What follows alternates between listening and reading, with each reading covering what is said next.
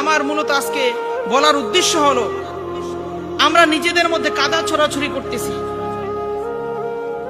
দাঁড়িয়ে নামাজ পড়া, হাত তোলা, রফাদাইন এবং মিলাদ কিয়াম, এগুলো নিয়ে মারামারি, ইল্লাল্লাহ জিকির জায়েজ আছে কি নাই এইগুলো নিয়ে মারামারি। টুপি লাম্বাটা দিবে না উঁচুটা দিবে না খাটোটা দিবে, টুপি নিয়ে মারামারি, পাঞ্জাবি নিয়ে মারামারি, দাড়ি নিয়ে মারামারি, জিকির নিয়ে মারামারি, তাসবিহ তাহলিল নিয়ে মারামারি।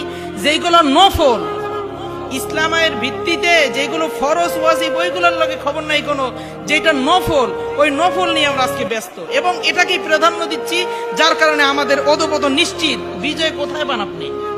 বিজয়ের কোনো কারবারই নেই। আপনি যে অধপতন, আপনি যে নিশ্চিন্ত হবেন ভবিষ্যতে, এর কোনো সন্দেহ নাই। সম্মানিত দর্শক, মূলত আজকে আমার এই কথাগুলো বলার উদ্দেশ্য হলো এটাই, আমরা আজকে ইহদিনাস সিরাতাল মুস্তাকিম যে রাস্তাটি রয়েছে সে রাস্তা ফেলে দিয়ে আমরা বাঁকা রাস্তায়, বামের রাস্তায় ছুটছি।